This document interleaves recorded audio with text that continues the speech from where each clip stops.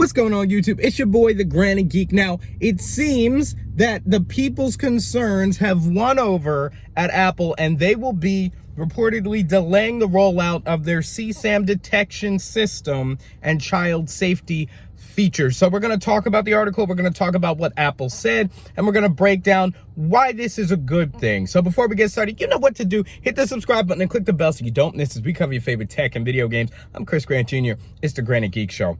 Okay, so the report is coming from 9 to 5 Max. Chance Miller came out this morning. It says last month, Apple announced a handful of child safety features. We know all this. I made a complete video on that. Link will be down in the description below. But now they're saying they will, quote, take additional time to refine the features before launching it to the public. And I think no matter what side of this argument you come down on, whether you think that at all costs, the top priority is protecting the young and vulnerable people in our society, which is primarily children, and that needs to be done no matter what, or you fall on the side of this is an invasion of privacy, no one should have a problem with taking a little bit more time to make sure it's done right. And let me just say, this is kind of why Apple is such a great company in my mind, is because they really do, in a lot of ways, have such an, it seems that they are ethical in their thinking about their strategies. Not all the time, corporations are corporations, but you know, we had seen the leak of the email saying, the memo that they released internally saying, you know, this is the screaming voices of the minority. Everybody heard about that thing. And a lot of people had a bad reaction to it. And so it seemed at that time that Apple was trying to cram this down people's throats, and they would have no choice. And because they're Apple, they were going to do it. And that was fundamentally not Apple. Apple always seems to be the type to really consider and give thought to and care about the concerns of their users. And so that just seemed like a move in the wrong direction. And now seeing this article, it seems that they are trying to listen. They're trying to listen. And it doesn't mean that anything will change. This does not mean that the outcome of this detection system is going to change. They say it will be refined, and I'm going to read it in a second. But it does mean they're taking a little bit more time to address the concerns of their users, because obviously privacy is something that people value a lot. So in a statement to 9 to 5 Mac, Apple said, quote, last month we announced plans for features intended to help protect children from predators who use communication tools to recruit and exploit them and limit the spread of CSAM.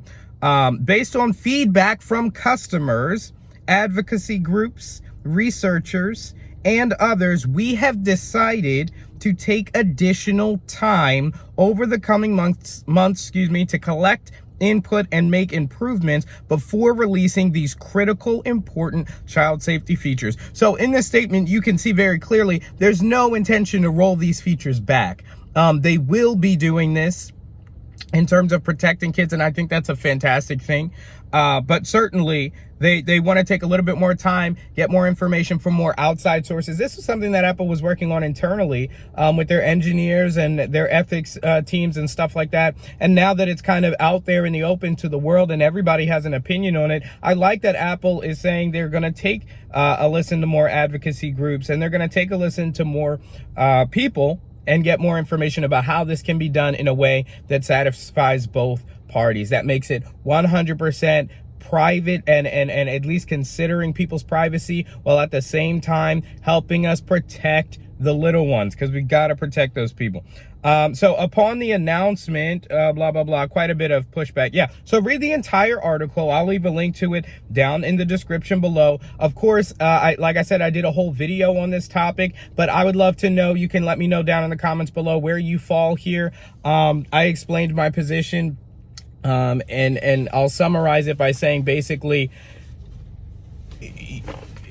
intentions are great, but often the road to hell is paved with good intentions. So, you know, while this is a good thing, and while this is something that should be done, I think it must be done correctly, or we're gonna it could end in a really bad place if this technology was abused by any third-party company, or Apple gets hacked. I mean, how many times has iCloud gotten hacked?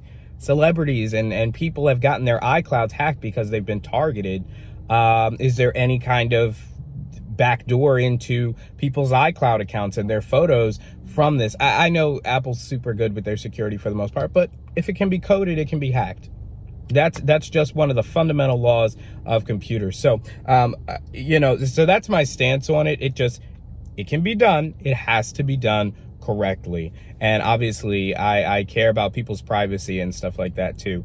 While maintaining that, we have to protect little ones. We have to protect our vulnerable. So let me know in the comments what you think. Hit the like button if you like this video. Again, the link to the full article will be down in the description below. Also, guys, get subbed up. Click the bell so you don't miss. It's Tech-tember, baby. I did a video on the delay of the MacBook Pros. Oh, gosh. Which pretty much means the delay of the M1 Mac Mini, the M1X Mac Mini. Here's the problem with it. It's the good and the bad of the M1 strategy is that you're making the same chip for all these devices, but it means if you have a problem making that one chip, it affects all your devices. So we're looking at a delay for the M1X iMac, etc., possibly into November. I'm thinking November, December for the Macs, but iPhone is still coming as far as we know. So thanks guys so much for watching. I'm Chris Grant Jr. It's the Granite Geek Show.